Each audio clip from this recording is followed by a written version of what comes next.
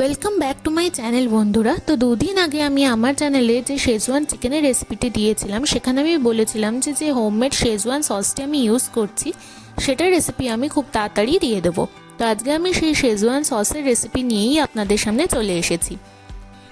খুব সহজেই আপনারা এই সসটি বাড়িতে বানিয়ে নিতে পারবেন। আমার ভিডিওটি স্টেপ বাই স্টেপ ফলো করলেই এই শেজওয়ান সসটি চটজলদি আপনাদের সামনে তৈরি হয়ে যাবে। তো চলুন দেখা যাক কীভাবে এই সসটি আপনারা বাড়িতে বানিয়ে নেবেন। প্রথমেই আমি এখানে 13 থেকে 14টি শুকনো লঙ্কা নিয়েছি এবং এই শুকনো লঙ্কাটাকে কিছুটা ফুটন্ত গরম জলের মধ্যে ডুবিয়ে রাখতে হবে প্রায় আধ ঘন্টা।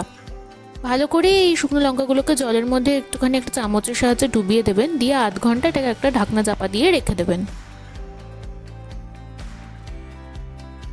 এরপর আধ ঘন্টা পর এই ঢাকনাটা খোলার পর জলটা একটুখানি ঠান্ডা হয়ে গেলে এই লঙ্কাগুলোকে ভালো করে চেপে জলটা যতটা পারবেন ঝরিয়ে নিয়ে একটা মিক্সার গ্রাইন্ডারে নিয়ে অল্প সামান্য একটু জল দিয়ে এটার একটা মিহি পেস্ট বানিয়ে নেবেন।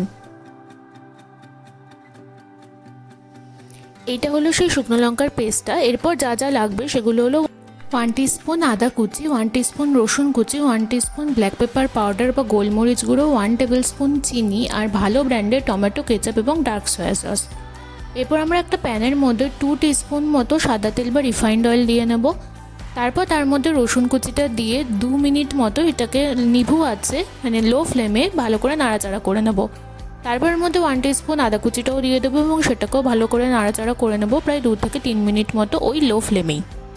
তারপর এর মধ্যে আগে থেকে পেস্ট করে রাখা ওই শুকনো লঙ্কা বাটাটা দিয়ে দেবো, দিয়ে এটাকেও ভালো করে 3 মিনিট মতো লো ফ্লেমে ভাজা করে যখন এটা একটু ড্রাই হয়ে যাবে তখন এর মধ্যে অল্প করে ওই যতটুকু মশলাও রয়ে গেছিলো গ্রাইন্ডার জারে সেইটার মধ্যে জল দিয়ে সেই জলটুকু এর মধ্যে আমরা দিয়ে দেবো। দিয়ে দেওয়ার পর এটাকে ভালো করে নাড়াচাড়া করে নেব লো ফ্লেমেই আরও 3 থেকে 4 মিনিট মতো। এরপর ওর মধ্যে 2 টেবিল স্পুন টমেটো কেচাপ এবং 1 table spoon dark soya sauce দিয়ে দিতে হবে। তারপর তার মধ্যে 1 টিস্পুন ব্ল্যাক পেপার পাউডার এবং 1 টেবিল স্পুন চিনিটাও দিয়ে দেবেন।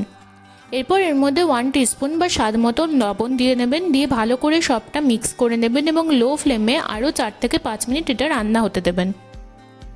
4 থেকে 5 মিনিট এরকমভাবে নাড়াচাড়া করে নেওয়ার পর এটাকে একটা ঢাকনা চাপা দিয়ে আরও 6 থেকে 7 মিনিট হতে দেবেন লো ফ্লেমেই।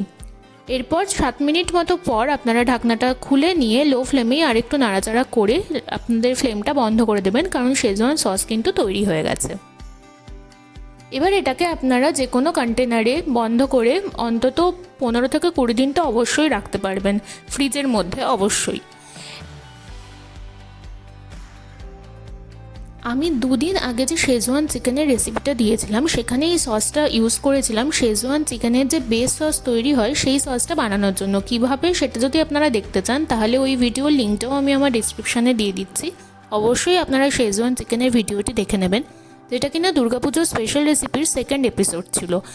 এই দুর্গা পুজোয় আপনারা কীভাবে সুন্দর সুন্দর রেসিপি বাড়িতেই তৈরি করে নিতে পারবেন সেই জন্যই আমি ওই সিরিজটি শুরু করেছি। তো পরের সপ্তাহে বা এই সপ্তাহে রবিবার দিনই আমি চেষ্টা করব 3rd এপিসোডটা নিয়ে চলে আসার।